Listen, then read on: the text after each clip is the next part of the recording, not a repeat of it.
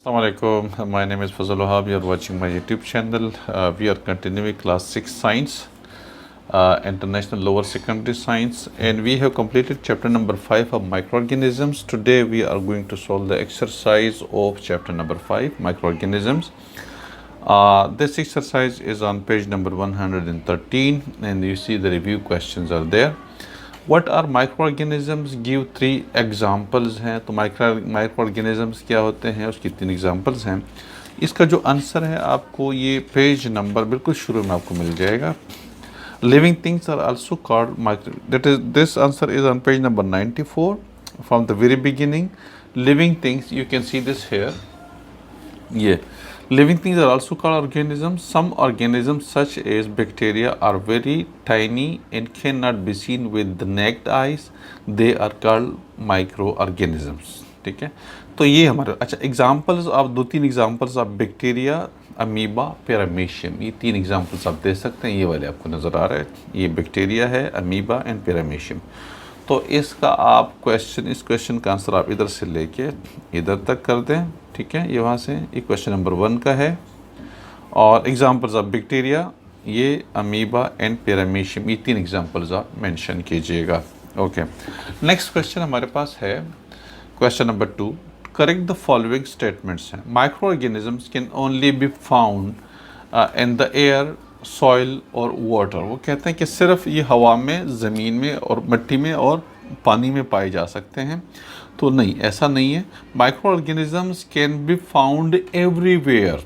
आपकी बॉडी के अंदर पाए जाते हैं, फूड के अंदर, आपके इंटेस्टाइन के अंदर, स्टमक के अंदर, सॉइल के अंदर, वाटर और एयर के अंदर, and everywhere you can find out. तो अब आप लिख सकते हैं microorganisms can be found almost everywhere. ठीक है, तो इसका ये करेक्ट आप स्टेटमेंट ये आ जाएगा. Number B, microorganisms do not need food or warmth. This is wrong. Microorganisms need food in warmth both. ठीक है, तो ये उसका करेक्ट ये आ जाएगा. Microorganisms need food और warmth. ठीक है, तो उसका करेक्ट सेंटेंस ये आ जाएगा. Number C, all microorganisms are germs है. तो जर्म्स सबसे पहले अंडरस्टैंड करें कि जर्म्स क्या होते हैं. वो माइक्रो ऑर्गेनिज्म जो बीमारियां काज करते हैं, जो बीमारियां पैदा करते हैं. ठीक है, जो कि ह्यूमन बींग्स के अंदर, प्लांट्स के अंदर, एनिमल्स के अंदर डिजीज़ कॉज करते हैं, उसको जर्म्स कहते हैं. तो तमाम माइक्रो ऑर्गेनिजम्स बीमारी पैदा नहीं करते. कुछ ऐसे माइक्रो ऑर्गेनिजम्स भी हैं जो कि इंसान के लिए, पौधों के लिए, एनिमल्स के लिए मुफीद भी होते हैं. आपको पता है कि हमारी जो फूड की प्रोडक्शन है, योगर्ट है, चीज़ है, ठीक है, मिल्क वगैरह, ये जर्म्स नहीं बल्कि माइक्रो ऑर्गेनिजम्स होते हैं, जो कि यीस्ट वगैरह जैसे होता है. ठीक है, तो ये तमाम microorganisms are not germs. All microorganisms are not germs. Some of the microorganisms are good for human beings, या good for human health भी कह सकते हैं, human, plants and animals health भी कह सकते हैं. ठीक है, तो इसका सिंपल ये, अब इसका जो करेक्ट है कि all microorganisms are not germs. Some of the microorganisms are used in the production of food and good for the human, plants and animals. ठीक है. Number D, microorganisms are harmful? No, all microorganisms are not harmful. Some microorganisms are harmful while some are beneficial for the human beings. तो ये इसका D का. ठीक है, तो इसके आंसर्स आ गए. क्वेश्चन नंबर 3 हमारे पास है, Why is a virus not classified as a living thing? ठीक है, तो देखिए इसके रीज़न मैं आपको वैसे ही बता देता हूँ, बाकी बुक से भी इसका आंसर बता देता हूँ. वायरस इसलिए लिविंग थिंग्स क्लासीफाई नहीं किए जाते, उसकी एक वजह ये है कि वायरस अपनी खुराक खुद तैयार नहीं कर सकते. वो अपनी खुराक के लिए दूसरों पर डिपेंड करते हैं, लेकिन वो दूसरों पर डिपेंड भी करते हैं, लेकिन वो खुराक अपने उस वक्त तैयार करते हैं जब वो किसी दूसरे एनिमल्स या ह्यूमन बींग्स या किसी प्लांट के अंदर, उसके सेल्स के अंदर जाके उसमें से फिर खुराक गेन करते हैं. बाहर वो अपनी खुराक खुद तैयार नहीं कर सकते. वायरस को जब तक ये कोई और ह्यूमन सेल्स, प्लांट सेल्स या एनिमल सेल्स नहीं मिलता, उस वक्त तक वो अपनी खुराक खुद तैयार नहीं कर सकते, सर्वाइव नहीं करते, बहुत जल्दी मर जाते हैं.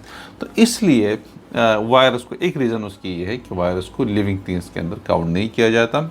ये मेरा ख्याल है कि हमने किसी पेज के ऊपर होगा, लेकिन हमने मेंशन नहीं किया। Okay wait just I wanted to tell you the page जो है हमारे पास कि वो पेज क्या है। Okay, they can only produce by invading, ये लिखा हुआ है कि वायरस, ये हमारे पास है पेज नंबर है हमारे पास 100, पेज नंबर 100 के ऊपर है कि viruses are smaller than bacteria and can not be observed within ordinary microscope. आगे जो चीज़ है वो virus can not reproduce by themselves, यानी वो अपने आप को प्रोड्यूस नहीं कर सकते, अपने बच्चे पैदा नहीं कर सकते, ठीक है, अपने आप को बढ़ा नहीं सकते। रिप्रोड्यूस का मतलब बच्चे पैदा करना, 1 से 2 हो जाना, 2 से 4 हो जाना, 4 से 8 हो जाना, इस तरीके से, ठीक है। तो अपने बच्चे पैदा नहीं कर सकते, अपने आप को प्रोड्यूस नहीं कर सकते। वो कब रिप्रोड्यूस करते हैं अपने आप को? वो जब जाके अपने यानी जो होस्ट होता है, ह्यूमन सेल्स है, प्लांट सेल्स है, एनिमल सेल्स है, जब वो उसके अंदर जाते हैं, उसके ऊपर अटैक करते हैं, उसके अंदर फिर अपने आप को बढ़ाते हैं, रिप्रोड्यूस करते हैं। तो इसलिए उसकी एक रीज़न ये है कि वो अपने आप को प्रोड्यूस नहीं कर सकते हैं, बच्चे पैदा नहीं कर सकते, ठीक है, अपनी नस्ल को बढ़ा नहीं सकते जब तक वो अपने होस्ट के सेल्स पे दाखिल नहीं होता। तो उसके अंदर बीमारियाँ भी पैदा करते हैं और अपने बच्चे अपनी नस्ल को भी बढ़ाते हैं, ठीक है। तो एक रीज़न उसकी ये दिया हुआ है इसमें। ओके, क्वेश्चन नंबर 4 हमारे पास है और वो ये है कि infectious diseases are diseases caused by microorganisms and viruses. Identify 2 common diseases caused by bacteria and by virus. तो अगर आप ये पेज नंबर 105 खोल देंगे, ये पेज नंबर 105 है, तो आपको 3 की बजाय बहुत सारे, ये वो देखिए, आपको ये जो आपको नज़र आ रहा है ये डिजीज़ काज्ड बाय वायरस है। इसमें एड आ रहा है, चिकन पॉक्स है, कॉमन कोल्ड है, ठीक है, डेंगू फीवर है, hand food and mouth disease है, हेपेटाइटिस है, इन्फ्लुएंजा है, मीजल्स है, मप्स है, रूबेला है, स्मॉल पॉक्स है। ये सारे के सारे जो बीमारियाँ हैं ये these are caused by viruses and diseases caused by bacteria. Cholera है, गम डिजीज़ है, नमोनिया है, ट्यूबरक्यूलोसिस है, टाइफाइड फीवर है, वूफिंग कफ है, ठीक है। ये सारी वो बीमारियां हैं जो बैक्टीरिया काज करते हैं। तो आपको 2-3 की बजाय आपको बहुत सारी यहाँ पे इस पेज नंबर 105 पे मिल जाएंगे, ठीक है। तो क्वेश्चन नंबर 4 का आंसर आपको सिंपल, आपको आसानी से मिल जाएगा, उसमें से आप उसको लिख दीजिएगा। क्वेश्चन नंबर 5 हमारे पास है, suggest 3 ways in which infectious diseases can be prevented.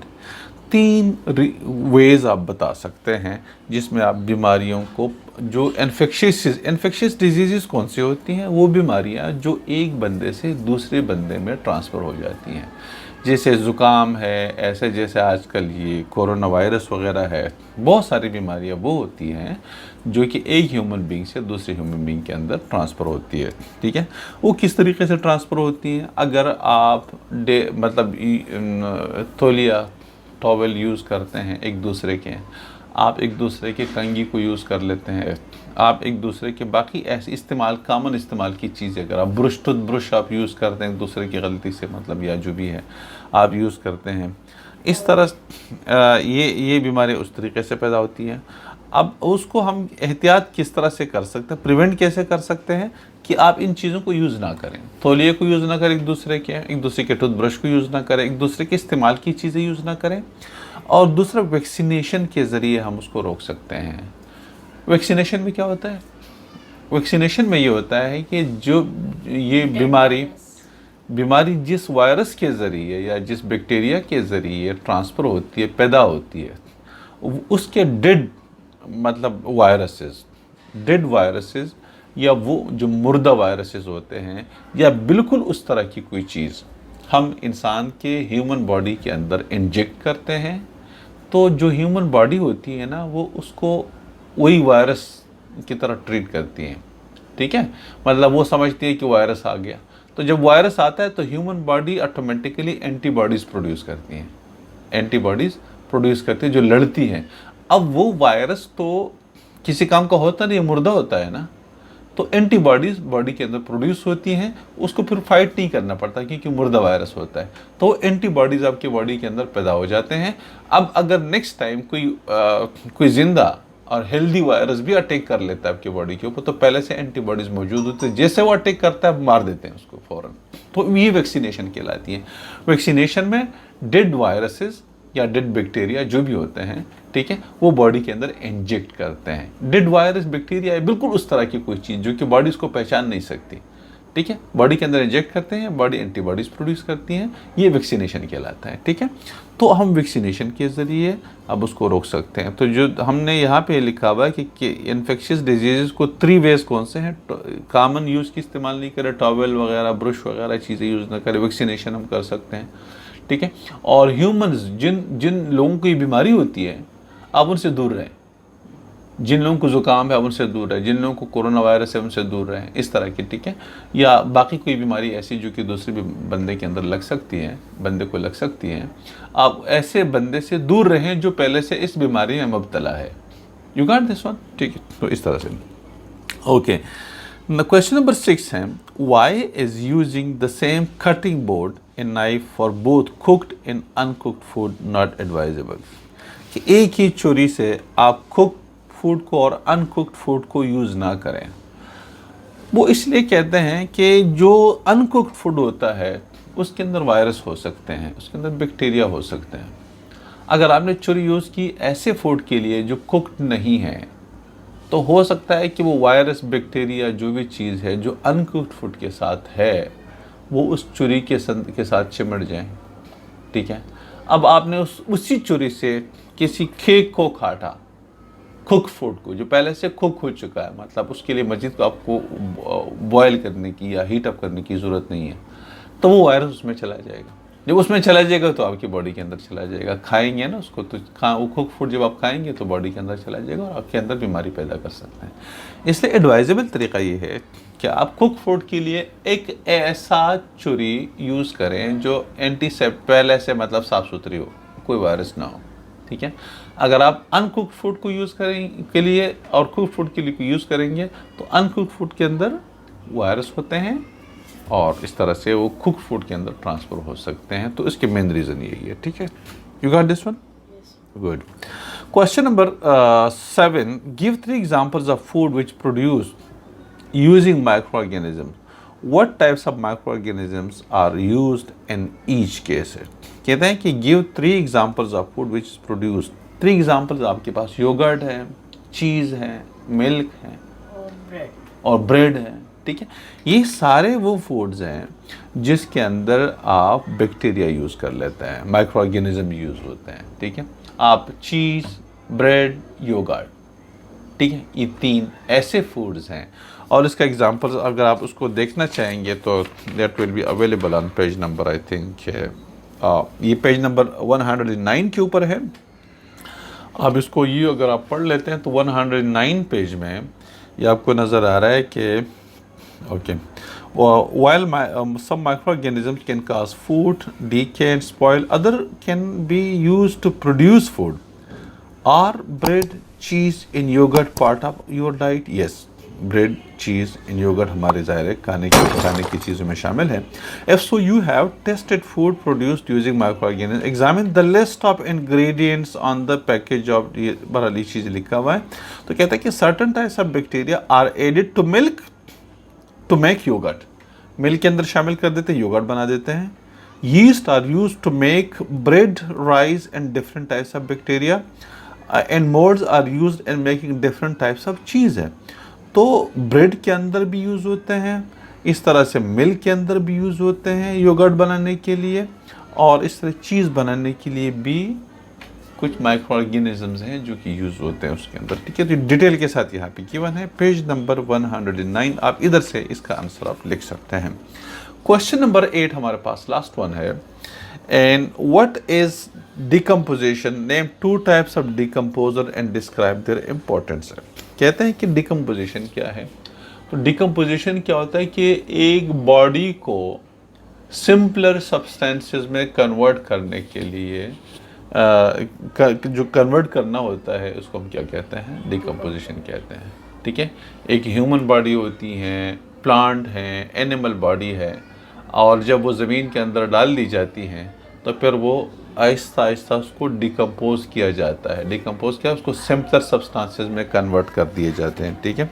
तो उसको हम कहते हैं decomposition is the break down. ये देखिए यहाँ पे गिवन है आपके पास, आपको नज़र आ रहा है ये की पॉइंट्स के अंदर आपको ये decomposition is the break down of dead in waste matter into simpler substances, ठीक है। एक many types of bacteria and fungi are the decomposers हैं। तो डिकम्पोजर दो तरह के पूछा हुआ है। Name two types of decomposers, तो मेनी टाइप्स ऑफ डिकम्पोजर जिसमें फंजाई और बैक्टीरिया है वो डिकम्पोजर्स होते हैं। Decomposers help to recycle nutrients and ensure that dead and waste matter do not accumulate on the earth surface. इसको simplify कर देते हैं और इसके बाद जो बॉडी होती है वैसे नहीं रहती। प्लांट है तो वो बिल्कुल मिट्टी में कन्वर्ट हो जाता है, एनिमल्स हैं या ह्यूमन बींग्स हैं वो सारे के सारे फिर सिंपलर सब्सटेंसेस में कन्वर्ट हो जाता है और बॉडी पर नहीं रहती, वो एक मिट्टी आपको नज़र आएगी, ठीक है। तो ये था हमारा चैप्टर नंबर 5 का जो एक्सरसाइज है वो हमने कर ली। 8 क्वेश्चन तक हमने कर लिए। बेटा ये आपने सारे के सारे जो मैंने बता दी इसको कंप्लीट करना है, ठीक है। मुझे चेक करा दीजिएगा। आज के लिए इतना ही सही है। Thank you.